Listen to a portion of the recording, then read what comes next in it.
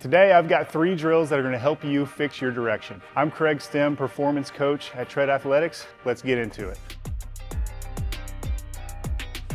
So one of the most common directional flaws that you see in young pitchers all has to do with the quad load. If you don't know what a quad load is, it's getting your weight too much on your quad, not enough on your heel, having your direction as a righty heading too much towards this third base side. We've got 3 drills that are going to help you address this right away.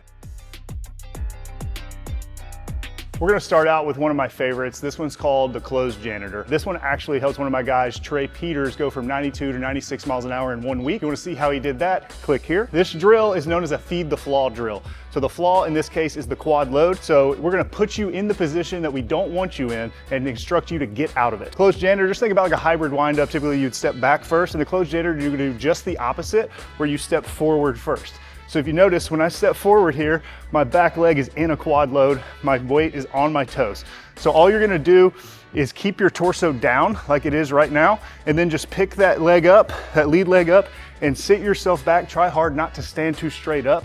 And you're just trying to get that back knee to get back in line with that ankle and then redirect towards home plate.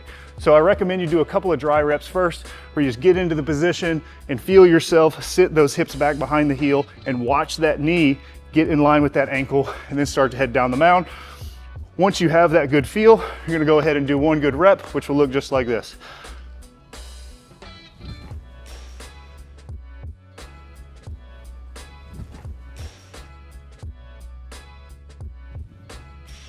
So when you try this drill out, it's gonna be pretty hard not to throw the ball hard when you're thinking about working the back leg like you're working it here.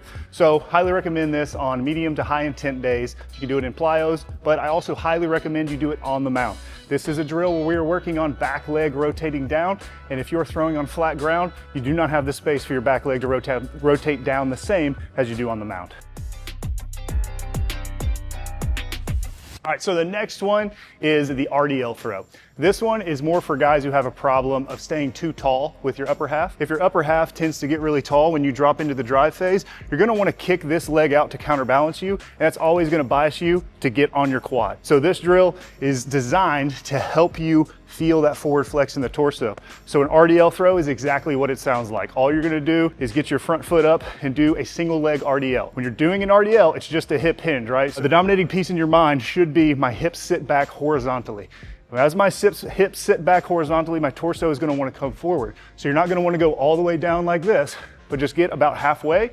And then you're just going to keep your torso where it is and do a leg lift. Bring your knee to your chest and get forward at that time. That is gonna keep you from leaning back, which should keep you from getting on your quad. So a good rep looks like this.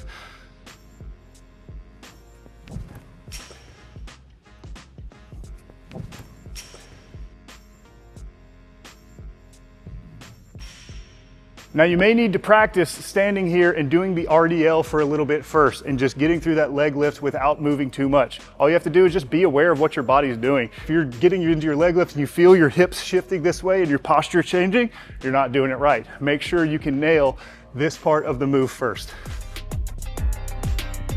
Another good one is the lunge throw. Now the lunge throw is kind of the opposite of the closed janitor, where we're gonna put you as far away from the quad load as we can possibly get you. So when I'm in a lunge here, where I'm just sitting on one knee here, it's sort of a lunge, you're gonna notice my shin is gonna be completely vertical, and all I'm gonna do is pick up from here and do my leg lift and get forward. What I like about this one, your weight is fully on your heel when you're in this position, so all you need to do is not let your weight shift to your toes. I also like that your center mass is already in front of your back leg, so as soon as you come up, you're gonna wanna get forward. So this is gonna train you to really work this back leg quickly and get off of it as soon as you start moving forward. So lunge throw will look just like this.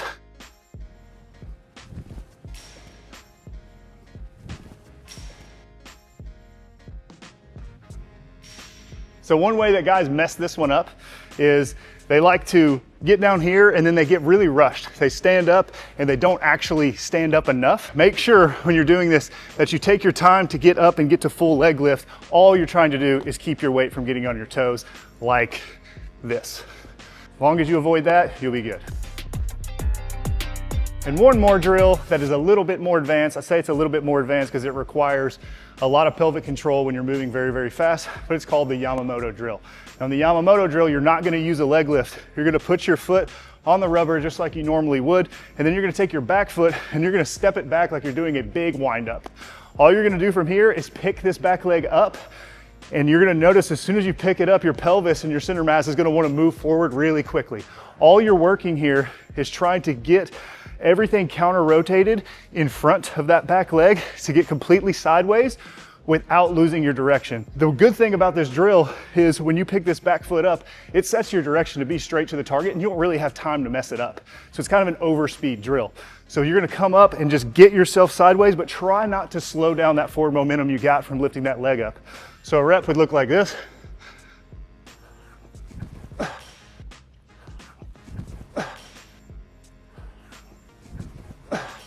And one thing about this one, before you go into that full rep, make sure you practice getting off of that back leg, getting in front of the back leg, counter rotating and moving forward. It's really obvious when your direction's bad on this one. If you go this way, you're gonna feel that. But do a few reps first where you really make sure your direction's good. That's all the drills I got for you today. Go give those a shot. If you like the way they feel, they'll probably work for you. If you don't like the way they feel, then you're gonna need to find some other drills. It's really helpful to do an assessment to figure out the way that your body moves, and then we can prescribe better drills for you. If you have a coach that you can trust on that, ask them about some of these drills. If not, we can help you out with that here at Tread. Thanks for watching.